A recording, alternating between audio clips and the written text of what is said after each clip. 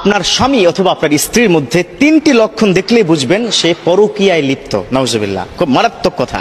পরকীয়া 100% হারাম। এখানেই শেষ নয়, পরকীয়া অবস্থায় কেউ যদি ব্যভিচারে লিপ্ত হয়ে যায়, দুনিয়াতে তার শাস্তি ইসলাম দিয়েছে পাথর নিক্ষেপ করে তাকে হত্যা করা। তিনটি লক্ষণ। অনেকে তো আমাকে ফোন করে বলেন, হুজুর আমার স্বামী তো পরকীয়ায় আছে, তিনটি লক্ষণ, দুনিয়াতে তিনটি শাস্তি দেওয়া হবে। এটা আমার কথা নয়, এটা আমার বিশ্বনবীর হাদিস। বিশ্বনবী সাল্লাল্লাহু আলাইহি ওয়াসাল্লাম তিনি কি বলে দিয়েছেন, যারা পরকীয়ায় লিপ্ত হবে, যারা জেনায় লিপ্ত হবে, তাদের জন্য পৃথিবীতে তিনটি শাস্তি, আখিরাতে তিনটি শাস্তি। কয়টি? মোট 6টি শাস্তি। ওই তিনটি শাস্তি পৃথিবীতে লক্ষণ দেখলে আপনি বুঝবেন যে তার শাস্তি শুরু হয়ে গেছে। এজন্যই তো রব্বুল আলামিন সূরাতু বনী ইসরাঈলের 32 নং আয়াতের মধ্যে বলে দিয়েছেন, ওয়ালা তাকরাবুজ জিনা ইন্নাহু কানা ফাহিশা।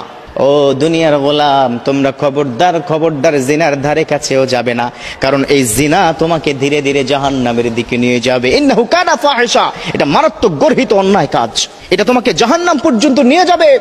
আজকাল মনে করি কি ফিজিক্যাল জিনা, ফিজিক্যাল এটা যখন হয় তখনই জেনা, অথচ আমরা এটা জানি না যে চোখেরও জেনা আছে। ভুলে যাই, আছে না নাই? চোখের জেনা আছে। আপনি অ্যান্ড্রয়েড মোবাইলে যে অশ্লীল ভিডিও, এই যে বন্ধুরা তোমাদেরকে বলছি, অশ্লীল ভিডিও দেখো, তাই না? পর্নোগ্রাফি তোমরা দেখছো, তোমরা আসক্ত। অনেকে ফোন করে বলে, হুজুর আসক্ত তো যায় না, পারছি না, কি করে যায়? হুজুর আপনি আমাকে দোয়া শিক্ষা দেন। আজকে বলবো এটার কত ভয়ঙ্কর শাস্তি হবে তোমার। কাল কিয়ামতের ময়দানে তোমার গোপন অঙ্গের মধ্যে রড ঝুলিয়ে রেখে দিবে আল্লাহ, রক্তাক্ত অবস্থায় পড়তে থাকবে।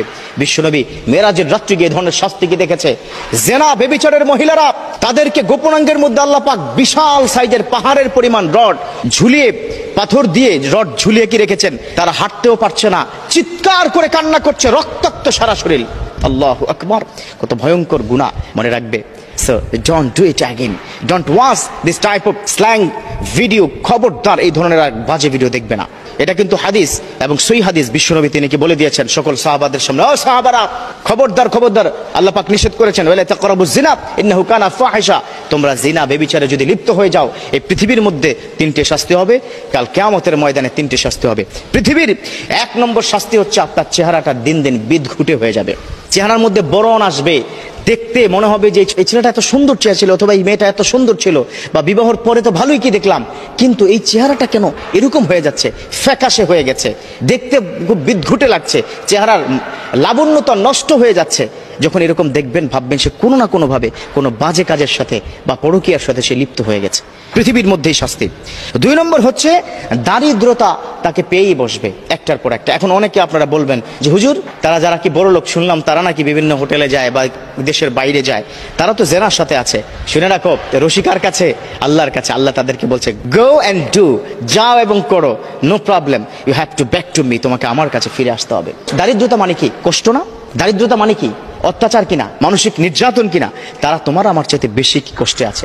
Those people are rickshaw puller, they have no tension whenever they will go to sleep। তারা যখন ঘুমাতে যায়, ঘুম চলে আসে, রাত 10টা-11টা বাজে, বিছানায় গেল ঘুম। আর হাজার কোটি টাকা, লক্ষ লক্ষ টাকার মালিক, তারা ঘুমের ওষুধ খেয়ে কিন্তু ঘুমাতে পারে না। এটা ওয়ান কাইন্ড অফ পোরনেস, এটা এক ধরনের কি দারিদ্রতা, এটা এক ধরনের কষ্ট, পেইন।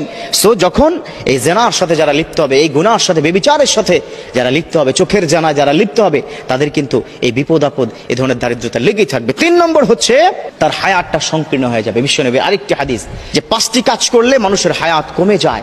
মিথ্যা, গীবত করা, জিনা করা, বেবিচার, জিনা এটা করা, সুদের সাথে জড়িত থাকা এবং শিরিক করা, এই 5টি কাজ করলে দিন দিন হায়াতটা কমে যায়। এবং এখানেও বিশ্বনবীকে বলে দিয়েছেন, যদি কেউ জিনায় লিপ্ত হয়ে যায়, যদি কেউ পরকীয়ায় লিপ্ত হয়ে যায়, তার দেখবেন ধীরে ধীরে আয়ুষ্কাল কমে যাবে। তো ও মা, ও বোন, আপনাদেরকে বলছি এবং